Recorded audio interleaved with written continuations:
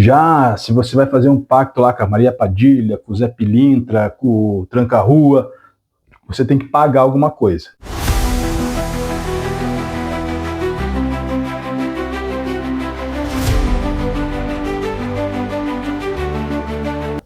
Fala galera, tudo bem?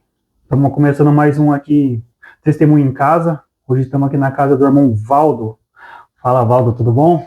Tudo bem? Tá nervoso porque tá rindo? Não, é que na verdade o meu nome é Florisvaldo. Florisvaldo. Pensa nos problemas na escola com esse nome, né? Então assim, aí a galera me chama ou de Valdo ou de Flores, aí depois dos 40 a gente já assimila, mas quando a gente é meio novo assim é um problema. Mas graças a Deus agora já tá mais tranquilo. Até aqui no meu contato lá do WhatsApp tá escrito Professor Flor. Você não sabia dessa. Então, cara, mas você é da Batista, né? Eu me converti na Batista e permaneço lá na mesma igreja até hoje. Até hoje? Mas faz quanto tempo você tá lá? Desde 2010, não foi meu batismo.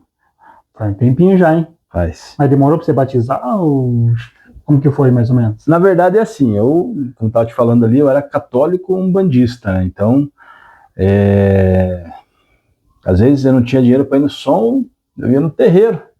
Entrada gratuita, bebida, mulher, música, Nossa, reteté, e daí assim, Deus me tirou desse mundo aí. Mas assim, até então estava tudo ótimo. Mas antes de chegar, como que você começou a ir lá na Macumba?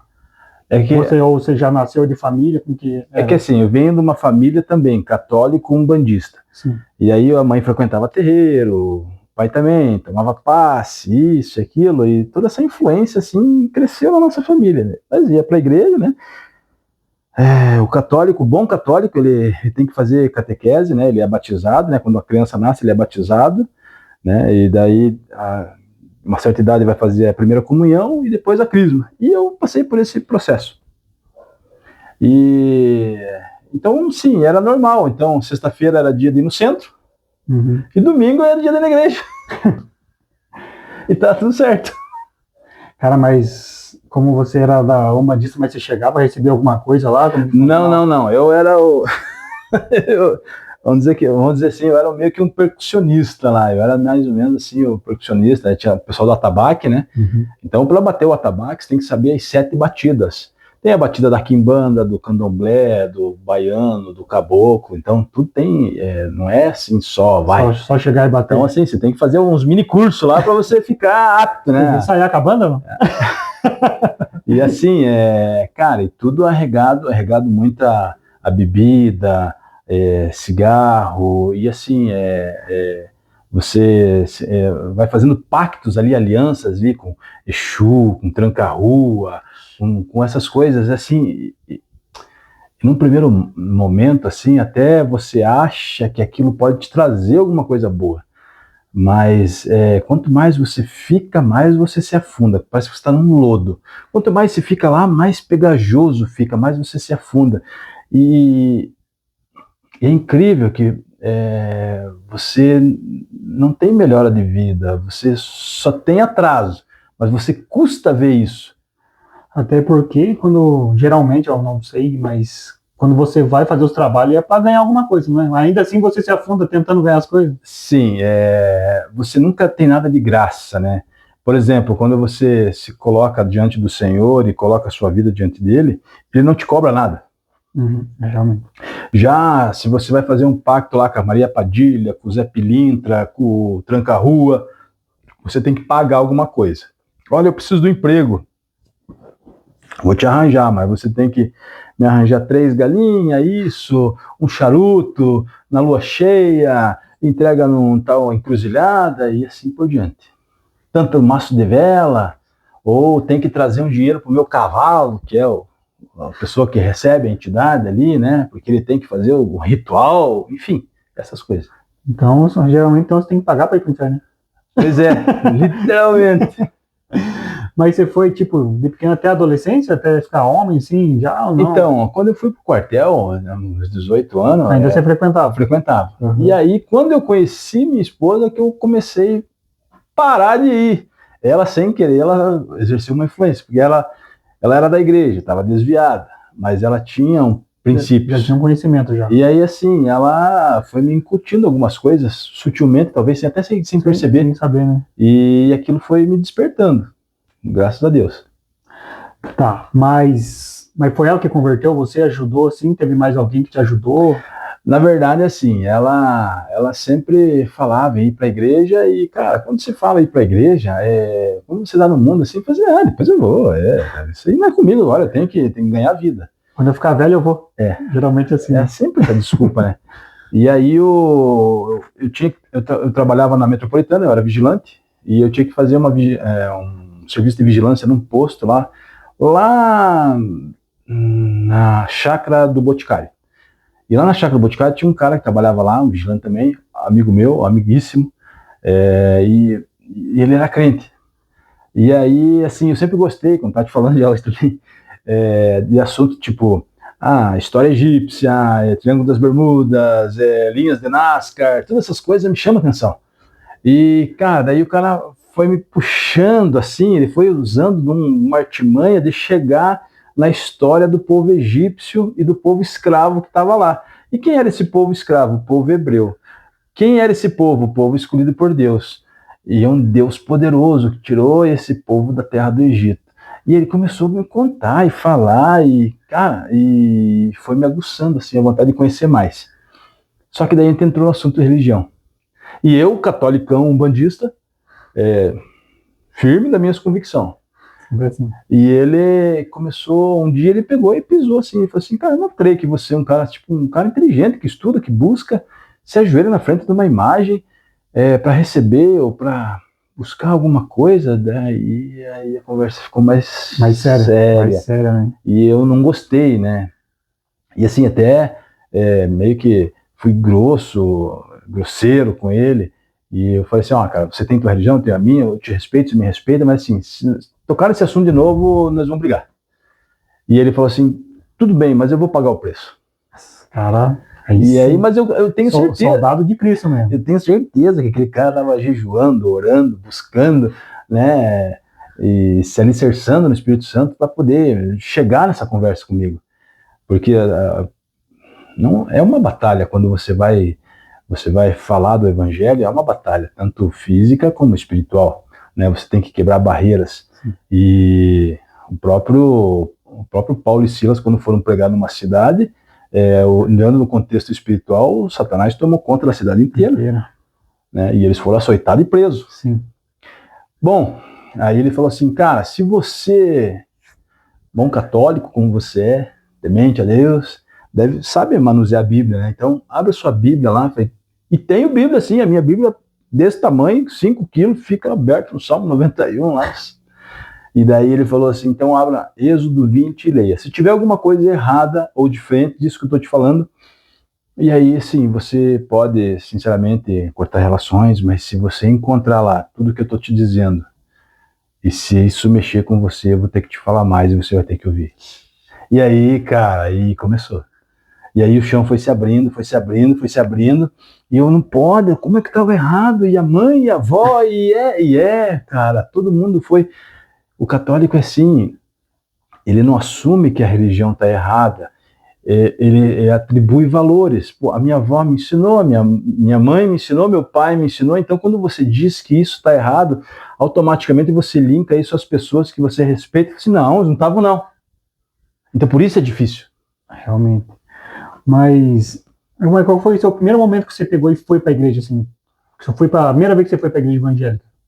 Então, daí esse meu amigo ele falou assim, daí, cara, eu fiquei muito fissurado por Bíblia, assim, eu queria aprender, aí elaborei 12 perguntas, né? E a igreja que eu fosse, a pessoa que fosse me receber tinha que saber me sanar aquelas perguntas lá. E aí eu fui em algumas denominações visitar, sim, né? E como eu fazia parte ali parte da minha vida foi terreiro, Então, eu cheguei em umas igrejas que amarrava o demônio, chutava o demônio, interrogava o demônio, e daí fiz, Não é essa que eu quero. Aí outro só pedia dinheiro para prosperidade, para isso, para aquilo, eu falei, não. E assim foi me frustrando, falei assim, cara, mas eu não vejo uma igreja assim que cara, pregue o que realmente está na Bíblia, eu tô vendo assim as pessoas desvirtuando as coisas. E aí a gente chegou dele e falou assim, cara, existe uma igreja que se assemelha muito à igreja católica, só não tem santo. E aí acho que vai ficar mais bacana para você, porque os caras são mais do estudo. É a Igreja Batista. E eu falei assim, onde é que vai arranjar uma igreja dessa? E pasme, né? Aqui perto de casa, 2 quadras, que tem uma igreja batista, nunca tinha visto. Você vê, né, cara, como Deus trabalha, né? E aí, cara, tô ali até hoje. Então, cheguei ali num dia, descobri que quando que tinha culto, né? Pra mim era missa, né? Culto era coisa de crente. Quando que tinha missa, nos domingos, a missa ali. Aí fui, a gente tinha uma pizzaria aqui, então não podia ir à noite. Então nós ia na escola bíblica. Cara, é onde você alicerça, onde você aprende, você questiona, pergunta e tem as suas respostas ali. A escola bíblica é ótima. E aí, cara, cheguei ali, o pastor Amós nos recebeu muito bem e já privei ele de pergunta, e ele falou assim, você veio no lugar certo, pode entrar, isso aqui mesmo. Então, até hoje. Daí, quando passou umas 2 semanas que eu estava visitando a igreja, lá, eu falei assim, olha, tem um curso de casados aqui, para pessoas casadas, né? Aí a gente quer alicerçar o casamento aqui com Você Cristo. já tinha casado já? Eu era casado no civil. Uhum. Aí, a gente fez um curso de casados para sempre, 14 semanas, 14 domingos. Então, a gente tinha o culto de manhã, e aí Só interrompendo você rapidinho, mas então, até então, quando você casou com ela, você era da Macumba ou não? Era. E ela da igreja? Ela evangélica? Mas ela estava afastada. Estava afastada, mas então, ela chegou aí com você, tipo, no terreiro alguma vez? Ou não. Só... Assim, eu era simpatizante, eu já não ia mais, não frequentava mais. Mas se alguém perguntasse... Assim, eu vestia camisa ainda. Não, beleza. Tipo assim, tô no banco aí, mas tô vestindo a camisa ainda. Só para dar uma entendida na história aí. Aí, cara, quando a gente começou a ir na igreja, aí a gente fez esse curso de casados para sempre. Então foram 14 domingos, e a gente começou, acho que lá em 15 casais, e terminou, acho que em 9. Caramba. Porque nesses cursos, assim, sempre vai chegar um momento que você vai cutucar a tua ferida e vai arrancar a casca dela. E vai fazer o tratamento dela. E é esse momento que as pessoas normalmente desistem. E aí, cara, nesse meio tempo, estava tendo um batismo. Olha só. E eu falei assim, cara, eu preciso disso. E aí a minha esposa falou pro pastor Amós, o pastor Amós parece o Sr. Miyagi lá do Karate Kid. Do Karate Kid. Sábio, se ele for comprar uma bala, daquela bala ele acha alguma coisa para falar de Cristo para a pessoa. Ele bacana, é um evangelista nato. E aí ele falou, a minha Nice falou para ele assim, ô pastor, eu já fui batizada na igreja, mas assim, eu estava afastada, e assim, já que o Valdo vai participar do batismo, eu posso entrar junto com ele no batistério e renovar meus votos? E ele falou assim, claro! E aí entramos no batistério junto, eu e ela, marido e mulher agora, fazendo curso de casados e batizando junto, cara. Aí foi fantástico. Só que assim, quando você se batiza, tudo muda, mas cabe a você ter uma nova decisão daí. Com certeza. Nada vai acontecer sem que você faça, você precisa buscar. E o que acontece muitas vezes é que as pessoas se batizam e acham que está tudo certo. Pronto, eu posso continuar fazendo o que eu estava fazendo de errado? Não. É você buscar uma nova vida. É você buscar a santificação. E é fato, as pessoas hoje caem porque deixam de se alimentar. Muitos crentes na igreja hoje vão só para a igreja para bater o ponto, para dizer que está lá, mas assim, é como filho pródigo. Estão dentro da casa do pai, mas estão longe do pai. Realmente. E aí, quando eu estava lá, eu descobri que mas eu não posso ficar aqui só no banco, lustrando o banco aqui, eu tenho que fazer alguma coisa. Aí eu fui trabalhar na cozinha, fui trabalhar na obras, fui trabalhar cantena na igreja, fui cuidar de estacionamento, fui trabalhar com as crianças, fui trabalhar com casais. Hoje, atualmente, a gente trabalha na ação social da igreja. Então, você está procurando o que você ia gostar mais, na verdade. Né? Só que eu descobri que dentro da igreja tem um monte de gente para fazer um monte de coisa. Então sempre tem mão de obra lá. O que não tem aqui fora. É fora, né? E aí foi aonde a gente começou a se envolver com capelania hospitalar. Mas como que apareceu ele para você? A capelania? Isso. A capelania, sim. Então, depois de batizada, né? Aí virei aquele crente chato os primeiros 3 meses, né? É sempre assim, parece, né? Você quer converter todo mundo, exato, tá com aquele gás, só que daqui a pouco você vai se esfriando, e se bobear, você começa a voltar pra velha vida. É, bem isso. E aí, tá mais ou menos nesse tempo, tava aqui eu sentado, olhando televisão, um domingão, trocando de canal, sem olhar nada, a Anice falou assim, olha, tem que ir lá no Hospital de Clínicas visitar meu tio, que, olha só, meu tio, quando era novo, abandonou a minha tia, arranjou uma outra família, deixou ela com os filhos pequenos e foi gandaiar, foi viver outra vida. Agora, depois de velho, descobriu um câncer, a família dele chutou ele lá, e ele veio para a antiga esposa. E a esposa, o que fez? Abraçou ele e cuidou. Putz, isso é forte, hein? E aí, cara, daí eu falei assim, bom, primeiro que teu tio tá tudo errado, né? Aí eu julgando já, né? Não, tá tudo errado, né? E daí agora vamos perder domingo pra ir lá, mas então tá, né? Vamos. Aí quando eu cheguei lá no Hospital de Clínicas, aquela mulher cristã, assim, não só externa, mas internamente, a tia Rose, ela nunca tinha me visto, eu nunca tinha visto ela, mas ela me deu um abraço tão gostoso, tão cheio de unção, que ela falou assim, que bom que você veio. E eu falei assim, nossa, eu chamava ela de tia, mas nem conhecia ela. Oi, tia, mas eu sou... Conheceu na hora ali. Ela falou assim, você não sabe como é fantástico quando um doente recebe uma visita. Só espera um pouquinho aqui, que eu tenho que ir ali naquele outro quarto, que é lá no final do corredor, eu tenho que orar com uma pessoa lá, porque ela já está aqui há 15 dias e não tem nenhum conhecido, nenhum parente que vem aqui. E aquilo me foi um soco na boca do estômago. Eu falei assim, hã? Como orar? Mas pode orar no hospital? Mas que isso? Mas será? Será que não fica com vergonha?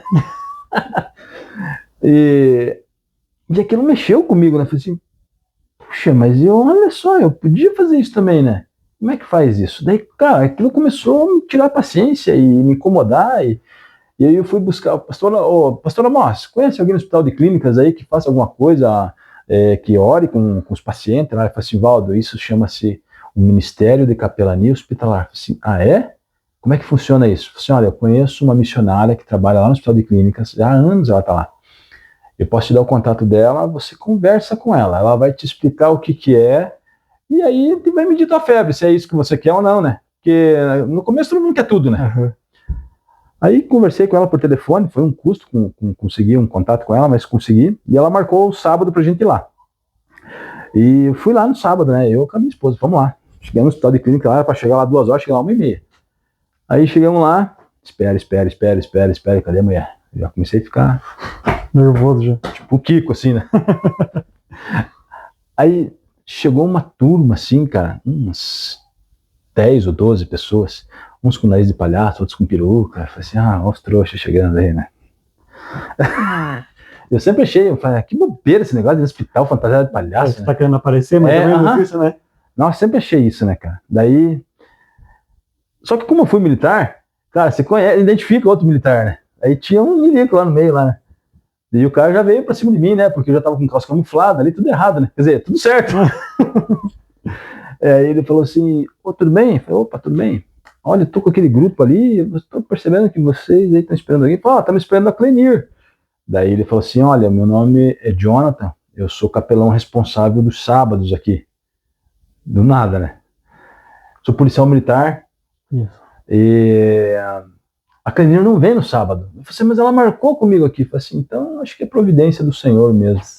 Mas o que você precisa dela?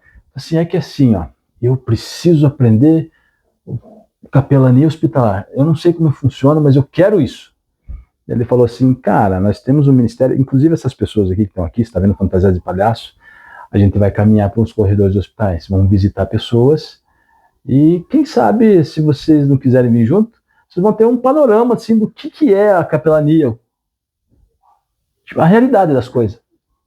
Bora, vamos lá. E fomos lá, cara. Aí tinha um pessoal tocando violão, entrando nos corredores, com louvores ali. E, cara, aquilo ia abrindo portas, as pessoas iam falando de Cristo, nossa, pessoas chorando, pessoas se comovendo. Cara, funcionários até, tipo, ficavam emocionados com a presença daquele grupo ali. E em dado momento a gente entrou numa UTI cardíaca. É isso que me marcou. A gente entrou naquela UTI, Só que a UTI, ela é assim, tipo, você entra caminha na frente dos boxes, mas você não pode entrar nas baias, onde estão os pacientes.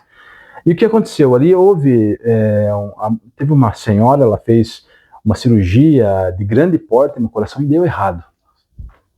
E naquele instante, o médico, assim, sem empatia nenhuma, ele veio e deu o diagnóstico assim, olha, a gente fez a cirurgia, a gente fez o que pôde, mas infelizmente não tivemos sucesso. Então, o seu tempo é de hoje a amanhã. Então, se a senhora quiser chamar alguém da sua família, essa é a hora. E nesse momento estava a filha dessa mulher, estava com ela, se desesperou. Cara, doeu em mim isso aí, cara. Ela se desesperou e nesse momento, assim, a gente estava passando no corredor. Uhum. E aí tinha o pastor Jonathan, que estava comigo, com a minha esposa, explicando tudo, passo a passo da equipe, assim, mas quem estava comandando a equipe era uma menina, ela devia ter uns 22, 23 anos.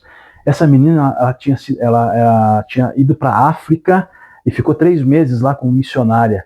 Ela veio cheio da unção e o desejo dela era ser ferramenta do Senhor, seja onde fosse. E o hospital era o chamado dela.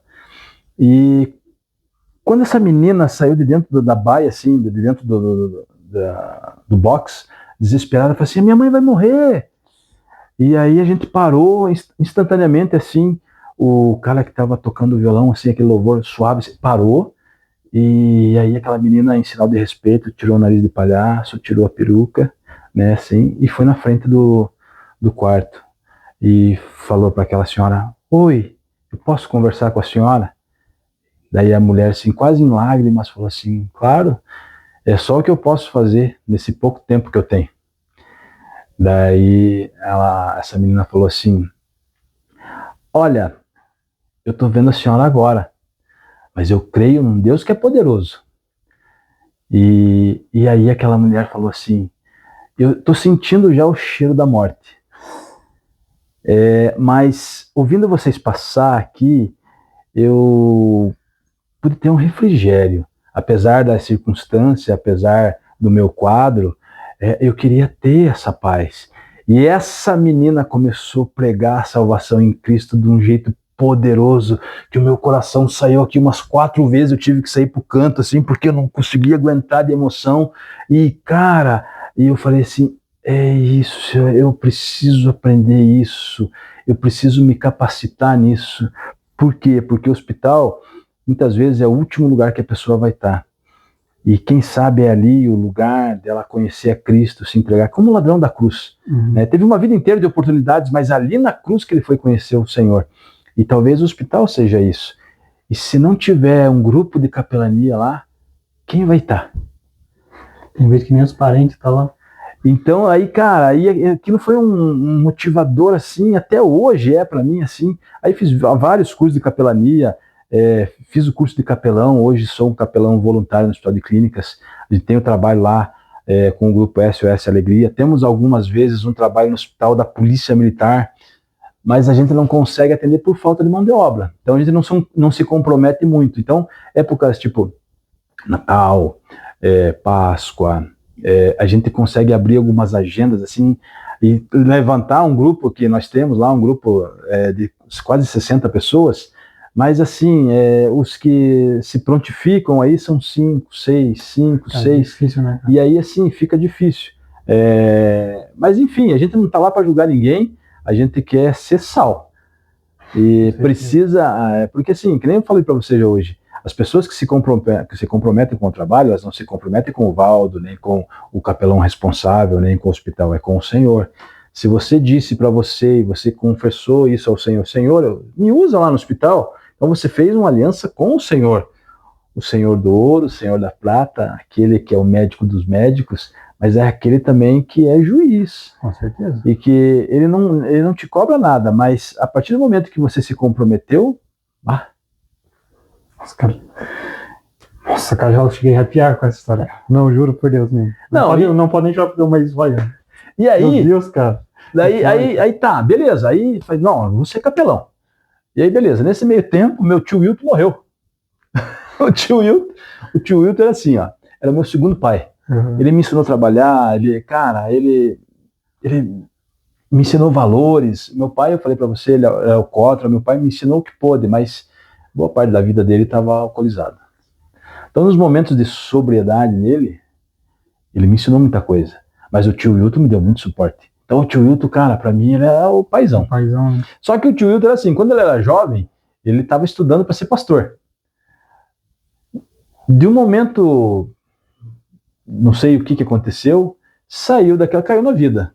Começou balada, isso lá em 1970, alguma coisa.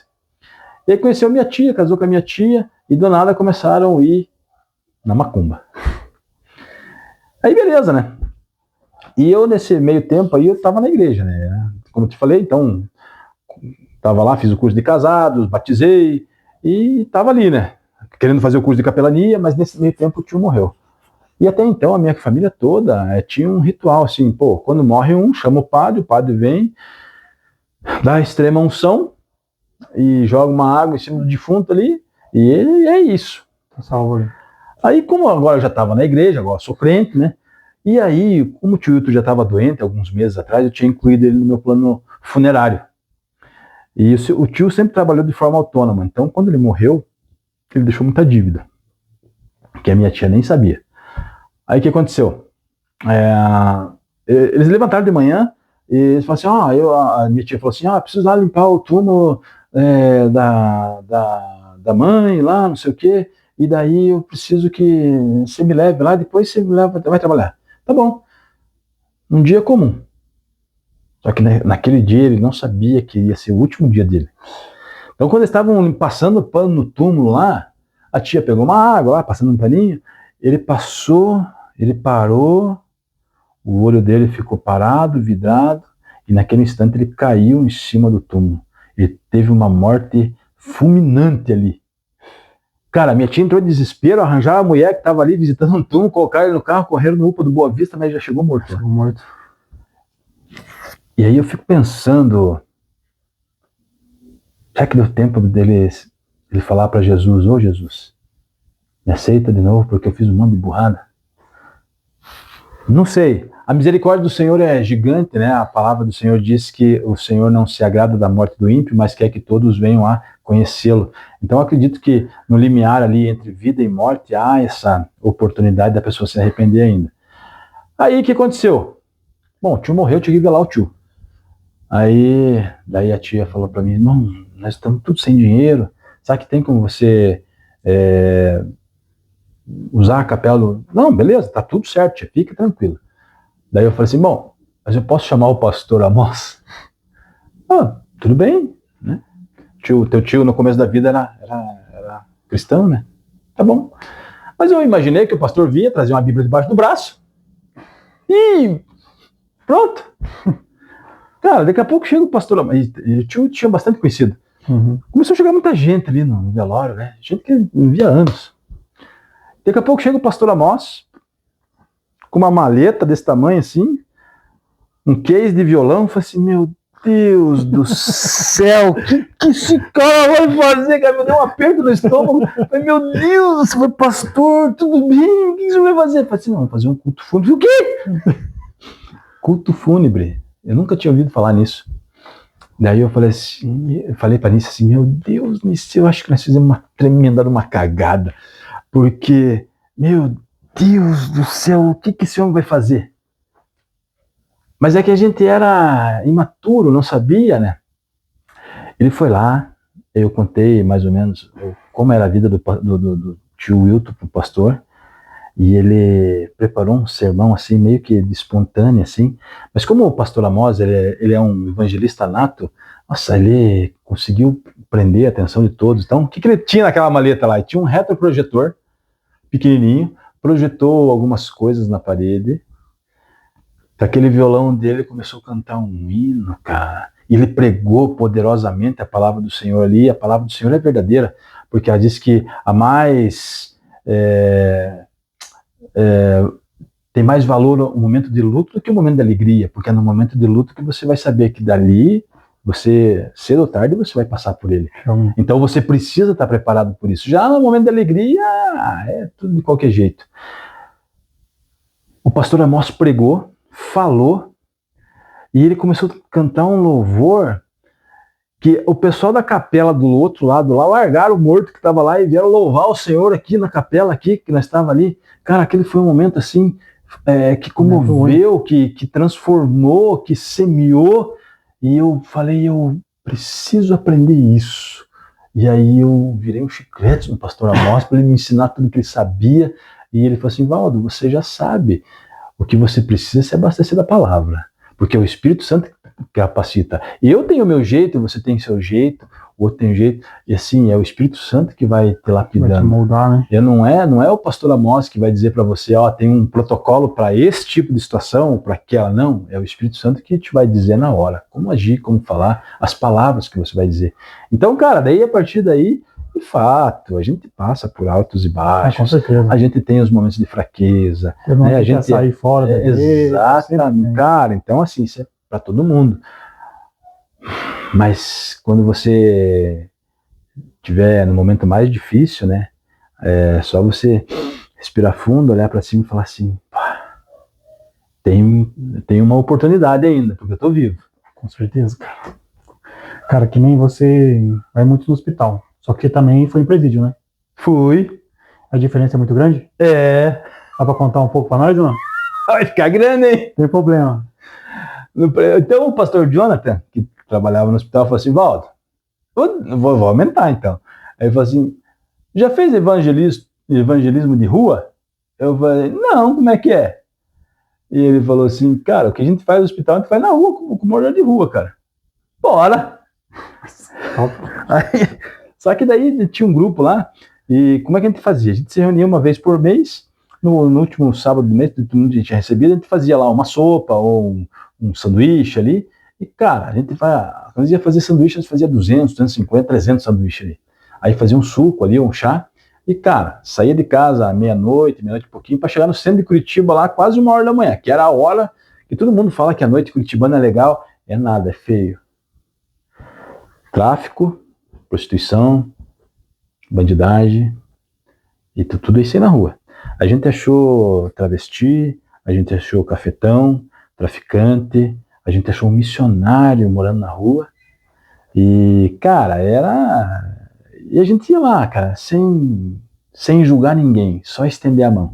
E tem muita gente que tá na rua e conhece muito bem a palavra. Conhece até mais que a gente ainda. O problema é que ela se deixou influenciar pelo inimigo.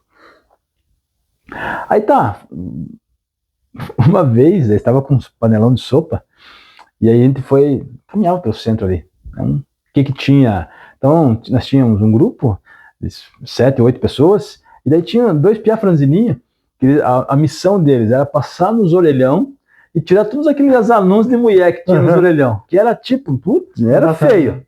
Ainda é. Aí, o que eles faziam? Eles pegavam aqueles anúncios, colocavam na sacola e depois nós jogavam no lixo. Só que, cara, existe um serviço paralelo que cuida disso aí. Então, é uma rede de prostituição que é muito bem articulada, o crime é organizado. Então, assim, existe um pessoal que cuida para que esses anúncios continuem lá. E aí, quando estava eu, o pastor Jonathan, e mais 2 homens e 4 mulheres. E esses 2 piazinhos, franzininhos, eles eram os limpadores de telefone.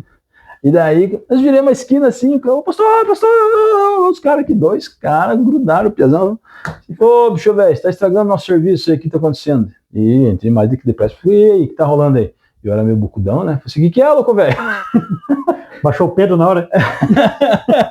Aí o cara falou, não, vocês querem evangelizar, vocês evangelizam, mas, mas vai estragar nosso serviço aí? Daí o pastor Jonathan falou assim, que serviço, cara? Não, nós temos que cuidar dos anúncios aí, porque os anúncios têm que ficar nos telefones. Daí o pastor falou assim, você tem filha? Eu tenho. Você quer que amanhã ela esteja aí nesses anúncios? Não. Então senta aí no meio fio, nós vamos orar por você e Deus vai abrir um serviço decente para você sustentar a sua casa e vai sair dessa imundícia, dessa podridão. Estendeu o amor e vamos orar. Caramba, isso aí sim. E aí ele estava armado, né? Sempre estava armado. O policial sempre estava armado, né, cara?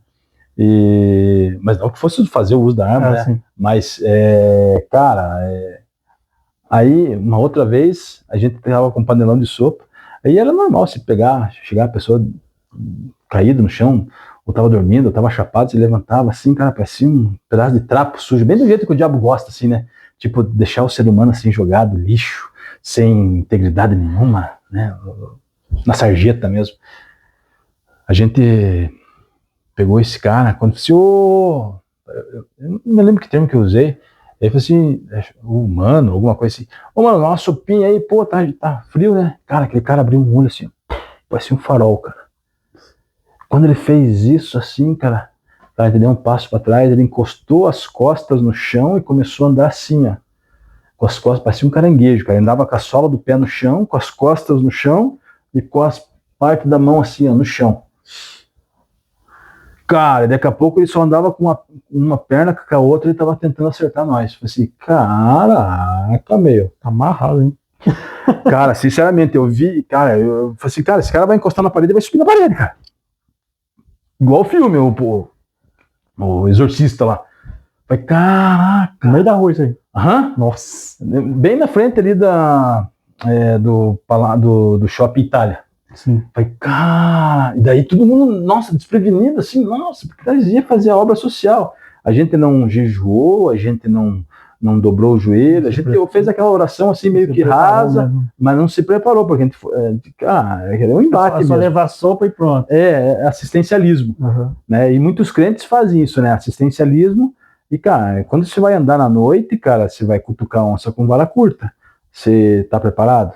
Né? E às vezes você acaba acarretando problemas para você, porque você simplesmente quis fazer qualquer coisa de forma leviana. Então, eu vou trabalhar no presídio. Cara, ore, jejue, se consagre. Eu vou trabalhar com morador de rua.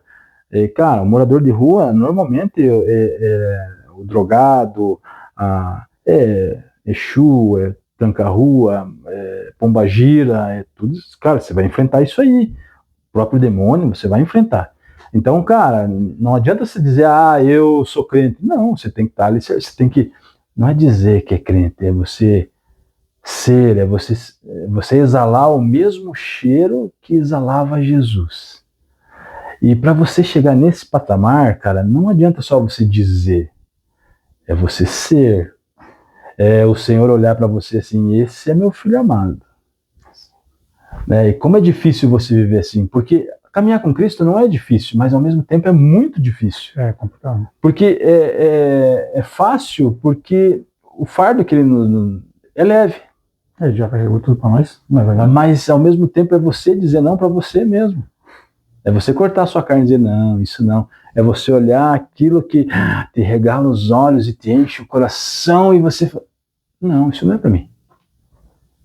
Mas como é difícil a gente pensar assim, né? É muito difícil, cara, é complicado. Eu tava te contando naquela hora lá. Vai contar no próximo aí. E é isso, cara. Tá, mas você não entrou no presídio ainda, tô esperando você chegar lá. Então no presídio, a gente daí fazia daí o pastor Diante fazia, Valdo, tem um trabalho que a gente faz chamado Café com Oração, lá no presídio, lá na PCM em Piraquara. Falei, como é que é? Vamos pra lá também. Aí ele falou assim, cara, as pessoas vão visitar os detentos lá. E aí é um campo missionário. Por quê? A gente vai lá, arma uma barraquinha, faz um café, oferece um café, cara, troca uma ideia, né? Ajuda a carregar umas sacolas ali e começa a orar com as pessoas. Bacana, vamos lá. Mas é tipo na frente do presídio ou dentro? Na frente do presídio. Na frente. Você não podia entrar. Então, o que acontece?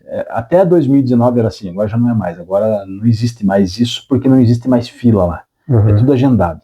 Então, a gente chegava lá às 5h15 da manhã, tinham pessoas que iam visitar os presos, a mulher ia visitar o marido, a mãe ia visitar o filho. Assim, cara, tinha lá uma fila de 700, 800 pessoas para entrar, para fazer visita. 90% disso era mulher, que ia visitar seus maridos. O homem, quando comete o crime, ele cai, a mulher vai visitar ele 10 anos. Se a mulher comete um crime e é casada, ela cai, o cara já arranja outra mulher. E ela fica lá sozinha. Mas é a lei da selva, é a lei do presídio assim. Então o que acontecia? Então nós chegava lá, ia limpar os banheiros, que eram nojos, os banheiros, tinham 2 banheiros para todo esse pessoal usar. Então assim, era bem sujo, então a gente lavava o banheiro, colocava papel higiênico, às vezes não tinha luz, nós colocava a lanterna lá, aquelas luzes de emergência, para clarear o banheiro, porque era escuro. E a gente fazia o café, oferecia um café, um chá ali, e ia na fila. E aí tem aquela conversinha, né? Vai visitar quem? Fala, vou visitar meu filho. Como é que ele tá? Fala, tá revoltado. Assim. O que você vai levar para ele? Vou levar aqui umas bolachas, isso. Assim. E que mais? Fala, não sei o que eu vou levar, eu tô tão preocupado. Leve fé para ele, leva a palavra de Deus. E aí começava a motivar as pessoas. E quando você conversava com a pessoa de trás da fila ou da frente, assim, você pode orar por mim também? Sim. E aí a gente começava a pegar nomes, assim, e essas pessoas, como que a gente fazia? A gente pegava o nome delas, um telefone, se elas permitissem, é claro, perguntava se elas estavam congregando em alguma igreja, e aí o que a gente fazia? Eu moro lá no Jardim Caiuá. E aí a gente ligava para alguma igreja lá, que a gente conhecia lá, de alguns irmãos, ali tinha presbiteriana, tinha congregação, tinha batista, ligava para alguém lá e falava, cara, olha, assim, tem uma pessoa assim que mora aí na tua região, você consegue dar uma atendida, fazer uma visita, e assim, integrar essa pessoa, né? Muitos eram afastados da igreja, outros não eram cristãos, mas enfim, tinha esse cuidado, esse trabalho. Cara, muita gente foi alcançada por ali. Só que daí veio o coronavírus e não podia mais fazer aglomeração de pessoas lá. Até na verdade, até o hospital parou, né? Parou, a gente não podia entrar mais lá. A gente começou a entrar no hospital depois de 2 anos depois do corona. Nossa, nem 2 anos ficar sem ir lá do jeito que você já estava naquela missão foi difícil, não foi? Não, você fica porque de certa forma você meio que você enferruja ou se esfria, né? E aí às vezes você começa a se envolver com as coisas dessa vida e aí você acha que, pronto, eu já fiz a minha parte, né? Não, a tua parte ela nunca está terminada. A tua parte é você ficar fazendo, até o dia que o Senhor falar assim, venha para casa. E às vezes a gente pensa assim, uma época da minha vida eu fiz serviço social, serviço de voluntariado. Tá, uma época da sua vida você almoçou, daí você não precisa almoçar mais. Uma boa lógica essa aí, viu? Verdade. Mas hoje então você continua fazendo trabalho no hospital, igreja, trabalho e casa. É isso. Então, daí eu fiz a faculdade de Educação Física, graças a Deus consegui terminar. Eu vi lá, você postou lá. E assim, lá no Hospital de Clínicas tem o 7º andar que a gente chama de jardim. Por que jardim? Porque só tem flor lá. Tem pessoas de meia idade, pessoas adolescentes, pessoas crianças até, sem sobrancelha e sem cabelo, estão enfrentando algum tipo de câncer. Então elas ficam ali para receber o tratamento de plaquetas, inclusive eu virei doador de plaquetas. Muito bom. Para fazer o tratamento com plaquetas, fazer ou algum outro tipo de tratamento, ou algum tipo de exame, então elas estão ali. Então, eu estou fazendo agora uma extensão em atividade física hospitalar para trabalhar com esse público. Por quê? Porque a pessoa, quando recebe o diagnóstico de câncer, ela meio que fala assim, para mim acabou. E eu quero ser esse cara motivador que vai falar para ela assim, olha... Só está começando, bora. Vamos. Aí é bonito, viu? Cara, me arrepiei aqui, cara. Puta. Cara, isso é bonito, cara, porque, nossa, a pessoa falou acabou, você falou, não, começou agora, agora vai começar a sua vida agora. Cara, e assim, que as pessoas, elas olham só o hoje e o agora. E Deus é o Deus do impossível. E Deus, ele pode transformar situações. Toda a Bíblia é assim, todas as desgraças que aconteceram, elas quando foram submetidas ao Senhor, automaticamente elas viraram bênção. Então, eu creio muito nisso. E eu quero ser uma ferramenta lá. Então, eu preciso estar me consagrando, preciso estar me especializando, eu preciso estar, fazendo a lição de casa, para ser uma ferramenta afiada lá. Galera, assim que nós temos que andar com o pessoal desse jeito aqui, ó. Mas eu preciso de tanta lapidação. Não, mas mesmo assim, né? Vai começar agora, hein? Vou lá também pro hospital lá. Inclusive, a capelania hospitalar carece muito de voluntários. Voluntários não, consagrados. Pessoas que queiram fazer a diferença. Mas eu não sei fazer nada. Sabe sorrir? É o suficiente. Se você sabe tocar um violão, melhor ainda. Eu sei tocar saxofone. Fantástico, leva lá. Mas assim, a gente precisa visitar pessoas, levar esperança. A palavra esperança, a palavra fé, a palavra amor e perdão, aqui fora tem um peso, porque você está com a sua vida, está na sua família, está na sua casa. Mas lá no hospital, quando você está privado de tudo, que você só tem ali, pura e simplesmente aquele jalequinho ali, que a tua bunda fica para fora, a sua dignidade, o que você achava que era importante, tem um outro sentido. Então, quando você chega lá, as paredes do hospital, às vezes, tem muito mais fé do que você que passou a vida inteira na igreja. Então é lá no hospital, quando você vê a realidade das pessoas, que você tem que olhar para dentro de você e falar assim, eu preciso melhorar. Porque eu sou abastado de tudo. Eu tenho um trabalho, eu tenho uma família, eu tenho saúde, e cara, aqui essas pessoas carecem do mínimo possível. Às vezes as pessoas estão lutando pela vida ali, para ganhar um fôlego de vida de um dia, 2, e você pode ser instrumento do Senhor ali. A pessoa se entregar ao Senhor, confessar o Senhor como seu Salvador. Então, cara, é fantástico. Nossa, muito bonito isso aí. Para nós terminar, eu queria que... 2 horas? Era para ser uma conversinha de 10 minutos aqui. Mas para nós terminar, eu queria que você deixasse uma mensagem ou algum recado para as pessoas que estão assistindo aí. O que você diria para eles agora, quem está afastado? Olha, desde o tempo que eu entrei para a igreja, isso lá em 2010, eu ouvi dizer assim, ó, Jesus está voltando. E, cara, hoje, se você tem um pouquinho de conhecimento bíblico, Mateus 24, Apocalipse, cara, tá tudo interligado, né? As profecias de Daniel. Se o Senhor voltar hoje, se o seu coração parar de bater hoje, você tem certeza da sua salvação? Eu não tenho. Então é isso. Porque a palavra diz que o Senhor virá como um ladrão. Quando todo mundo achar que está tudo certo, tranquilo. Mas talvez a gente possa ver esse arrebatamento bíblico. Mas pode ser que o Senhor volte para mim hoje à noite. Meu coração pare de bater, eu tenho um AVC, eu possa sofrer um acidente. Enfim, o Senhor pode se revelar para mim de várias maneiras. Mas é nessa maneira, é nesse momento derradeiro. O meu coração, como é que está? Né? Será que eu preciso perdoar, liberar perdão? Será que de repente eu preciso deixar de acessar algumas coisas que eu tenho acessado e ninguém tenha visto? Né? Aquelas coisas que eu faço em oculto, que ninguém sabe, mas o Senhor está vendo. Né? Então é isso que precisa melhorar. Né? Meu tempo de devocional, meu joelho tem se dobrado no chão? E eu te confesso que o meu tem dobrado pouco. Meu também. Então é isso, é essas coisas que a gente precisa melhorar.